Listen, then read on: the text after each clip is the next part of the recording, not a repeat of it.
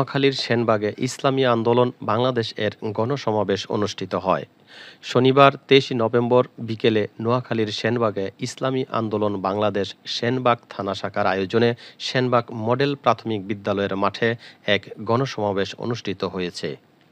উক্ত অনুষ্ঠানে সভাপতিত্ব করেন গণসমাবেশ বাস্তবায়ন কমিটির আহ্বায়ক মাওলানা মোহাম্মদ নিজামুদ্দিন। সঞ্চালনা করেন ইসলামী আন্দোলন বাংলাদেশ সেনবাগ দক্ষিণ শাখার সেক্রেটারি মাওলানা আব্দুল ওহাব। প্রধান অতিথি হিসেবে বক্তব্য রাখেন ইসলামী আন্দোলন বাংলাদেশ এর সহকারী মহাসচিব মাওলানা মোহাম্মদ ইমতিয়াজ আলম।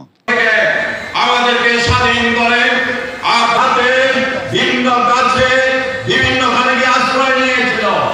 ৭৫ সনে সামরিক শাসনের উপর জিয়ার স্ত্রী বেগম খালেদা জিয়ার নেতৃত্বে একটি সরকার গঠন হয়েছে। ৫৫ বছরে প্রতিটি সরকার আমাদের থেকে আমাদের সকল অধিকার কেড়ে নিয়েছে।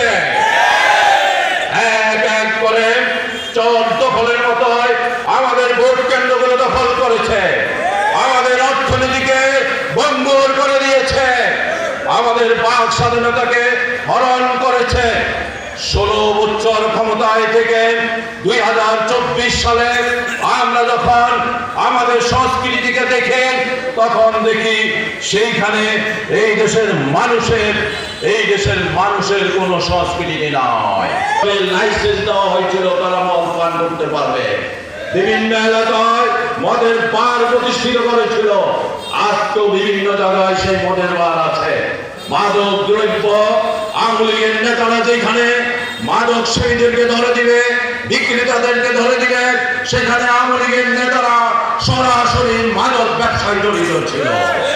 এইখানে সন্ত্রাস নির্মূল করবে, আমাদের অধিকার প্রতিষ্ঠার জন্য কাজ করবে পুলিশ প্রশাসন। সেইখানে বিশেষ অতিথি হিসেবে বক্তব্য রাখেন থানা ইসলামী ছাত্র আন্দোলন বাংলাদেশ এর আন্তর্জাতিক বিষয়ক সম্পাদক মোহাম্মদ হাবিবুর রহমান, ইসলামী শ্রমিক আন্দোলন বাংলাদেশ এর joint secretary general Mostafa Kamal, ইসলামী যুব আন্দোলন বাংলাদেশ এর শিক্ষা সংস্কৃতি বিষয়ক সম্পাদক মুফতি মুর্শেদ আলম।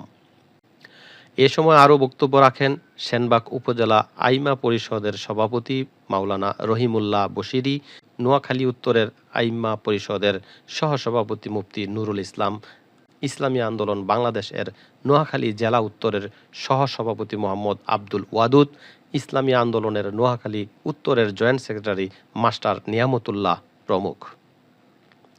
গণ অভ্যুত্থান পরবর্তী দেশ বিরোধী সকল ষড়যন্ত্রের মোকাবেলা, দুর্নীতি, সন্ত্রাস ও বৈষম্যের মূলোৎপাটন, আওয়ামী দুঃশাসন, সংশ্লিষ্টদের দৃষ্টান্তমূলক শাস্তি এবং সংখ্যানুপাতিক PR পদ্ধতিতে জাতীয় নির্বাচন আয়োজনের দাবিতে প্রধান অতিথির বক্তব্যে মাওলানা ইমতিয়াজ আলম বলেন, মুক্তিযুদ্ধ সংগঠিত হয়েছিল সাম্য, মানবিক মর্যাদা ও সামাজিক ন্যায় বিচার প্রতিষ্ঠার দাবিতে। যতদিন এই লক্ষ্য অর্জিত হবে না ততদিন ইসলামী আন্দোলন বাংলাদেশ লড়াই করে যাবে। সমাবেশ শেষান্তে বাংলাদেশের শান্তি কামনা করে বিশেষ মোনাজাত করা হয়।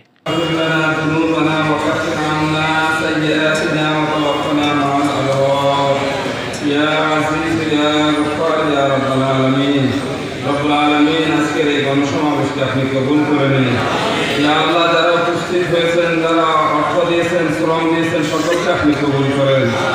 আল্লাহ আপনারা এই জমিনে আর আমরা দুঃশাসন দেখতে চাই না। মাওলানা কারীম ইসলামী শাসন আমাদেরকে দেখিয়ে দেন।